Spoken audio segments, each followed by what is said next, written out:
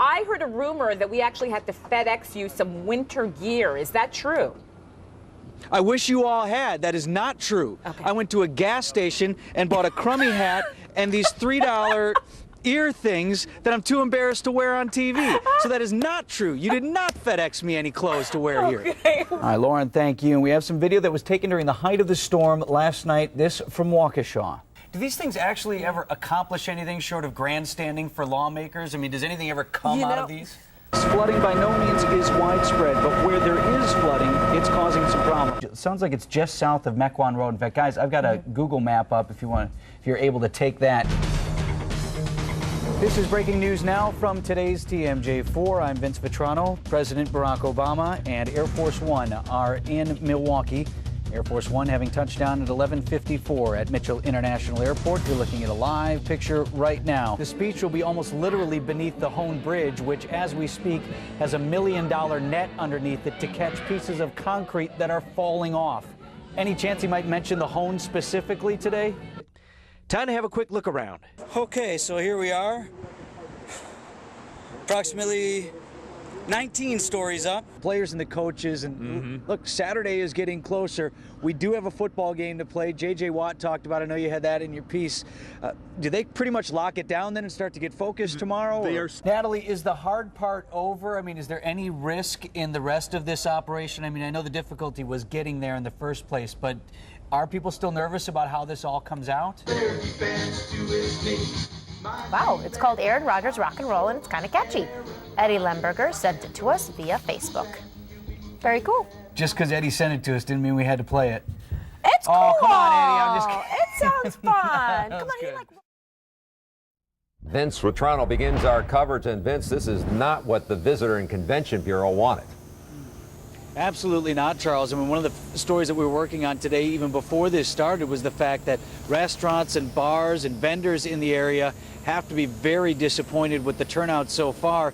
Even if people are managing to get to town, it's not like anyone's been in a real festive mood here because the weather has been so crummy. But as you mentioned, the sun finally came out today, and that's what's causing the melting on the roof. You had snow and ice. We had an ice storm on Tuesday, 4 to 6 inches, as you mentioned, of new snow this morning, and now it's first starting to melt as the sun is warming things up here. The problem is not done yet. There's still snow and ice, as you can see, on the roof of Cowboys Stadium, and that will continue to melt off. Now, hopefully, because we have the sun out right now and because it's supposed to be sunny tomorrow, that problem will alleviate itself before Super Bowl Sunday, when you have all sorts of crowds, obviously, coming out to the stadium. The thing is, there has not been public access right up to that part of the stadium. The only people coming and going are folks who have business inside Cowboys Stadium, primarily workers who are contracted to set up for the Super Bowl halftime show or to do various things in the stadium on Sunday. They've been rehearsing inside. So the general public has not been allowed up that close to the stadium, but obviously that will have to change on Super Bowl Sunday. So we are hoping here in Arlington that the sun will keep warming things up and that ice will melt off and not be a problem on Sunday. Live outside Cowboy Stadium, Vince Vitrano, today's TMJ4. All right, so... Well, anyone who follows me on Twitter or Facebook will attest I may be one of the worst spellers of all time, but I know I'm not the worst. Charlotte, North Carolina. Road crews went ahead and put up this sign anyway, even though the Independence was spelled Independence. See, they reversed the D and the N, and nobody noticed. Nobody noticed when they typed it in wrong. Nobody noticed when they made the sign wrong. Nobody noticed when they hung up the sign. Or perhaps they did, and thus deliberately hanging the sign with the misspelling lands those workers in the "That Ain't My Job" Hall of Fame. And we will check Vinny's Twitter account, TWIITER, probably. Oh, that's cute. John Milan returns. In HD from today's TMJ4. This is Live at Noon. A homecoming hayride gone haywire. How this short trip in a wagon ended with a trip to the hospital for some teenagers. It's noon. Ozaki High School is home of the Warriors, but an annual battle between juniors and seniors took an ugly turn last night. 5 teens ended up in the hospital when a hay wagon tipped over during a homecoming week activity. It's not supposed to end this way. We all leaned to one side and the thing tipped. and it was like slow motion, and it went down, and then it landed on some people. They do this every year at Ozaki High School. It's part of homecoming week. Before the annual Powder Puff football game, the junior girls face a gauntlet of senior girls. I just saw the seniors throwing a bunch of stuff at the juniors while they were inside the hay bale carrier. They're throwing water balloons, ketchup, even powdered sugar. Not exactly pleasant, but no one meant for things to turn out how they did. All the juniors went to one side, and the chains underneath it broke, and it tipped over. Everyone was screaming and trying to get out, and then they started lifting it back up, and there were still people in the wagon, so they were just jumping all over the place. Sirens replaced the screams as ambulances raced to the scene. The wagon was on top of her leg. Okay, and you guys were on top of her? Yeah, I was on top of her. As it turned out, it was more frightening than anything else. The injuries, banged up legs, ankles, and hips, nothing life-threatening, but serious enough to land 5 teens in the hospital and put the future of this event into question. They do that in every year, but I don't think they're going to do it anymore. The principal at Ozaki High School told us this morning that all of the injured students are going to be okay. In fact, he thought some of them would be back in school today. Man, we've been talking about it all week. Brett Bielema told his team earlier this week, all the things that you're taking in, all the trappings of the Rose Bowl, the memories will be so much more special if we actually win the game. You know what? He's right.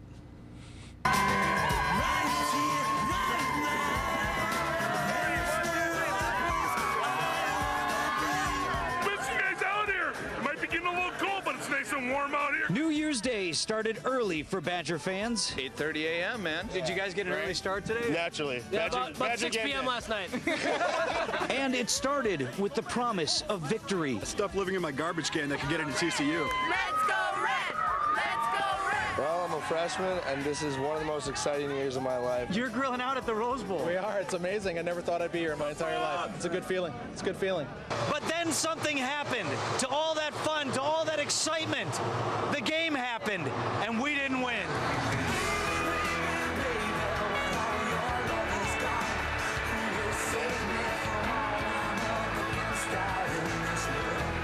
I'm so sad. It's okay. Look at those Badgers. Look at those Badgers. It's all right. It was a good season. It was a good season. Pretty disappointing, huh? It was. We traveled all the way to LA, but they gave it a good fight. I want to congratulate you on being 2011 Rose Bowl champion. It's a disappointment, but we had a great season. I mean, we beat #1 in the nation. We got a lot to look forward to next year. So go Badgers, #1! We'll be here next year or the national title. Okay, easy, fella. Yeah, got some rebuilding to do. Definitely a tough loss and a long trip home for so many Badger fans, Lance. And definitely coming up in... Sheriff's Office, lead agency on this, reminding us, and the FBI agent who joined, former FBI agent, also saying in these situations, you use time to your advantage when you're in that standoff. And, so, right, and they're not in a hurry because they timeline. want a peaceful resolution for everyone involved. 94 eastbound, though, also affected. It is closed all the way back to Miller Parks. Anybody who's on scene, do we have, do we have Jay Olstead or Mick Trevey who's able to speak with us live? Jay, what have you got? Yeah, that robot has now moved to the passenger side, and just within the last few seconds, it's been trying to, it appears to break out that back window. You see right there, it keeps going back and forth. I don't know exactly what they're trying to accomplish, but it looks like they're trying to break out the back window of this SUV. Can you hear anything where you are, Jay? Is there any shouting associated with this, or is the robot just kind of doing its thing? They just smashed out the rear window. Did it smash? Okay, because from our vantage point, it's tough to see. Now I see, yes, that the back window has been smashed out. The dogs are going crazy. That's what we're hearing. The dogs are barking. And then you've got a handful of officers behind the TAC unit basically huddled there. They've been there since about 4 o'clock. And now it looks like they're moving in here. It looks like, they're trying to peer into that window. And the officers, Jay, haven't moved any closer? They're putting in gas. They're putting in some sort of gas. They've just dumped in some sort of gas, and you see somebody's coming out. It looks like the driver door is opening, and someone is coming out. Okay, you see the driver. You might be able to see. Yeah, you see the driver exiting now, at least one hand visible. Now his second Yep. visible and getting You see down that. on the freeway. I don't know if you can hear this, but they're telling him to face down, face down. The dogs are barking. Jay, any side from your vantage point of the passenger? If you could switch camera to the other camera. Yep, he's. I don't know if you can see this, John. If you can pan out a bit, you can see the suspect crawling on his stomach. He's in the middle of 94, and the dogs are barking. He has his hands It looks up. like he's putting his hands. He's putting his hands down. And Mick Trevey joins us live. Mick, what are you seeing from the south side there? Yeah, guys, we saw that door just open and all of that gas or whatever substance that was just billow out, and we've seen this dramatic scene unfold. It's really an incredible, incredible picture.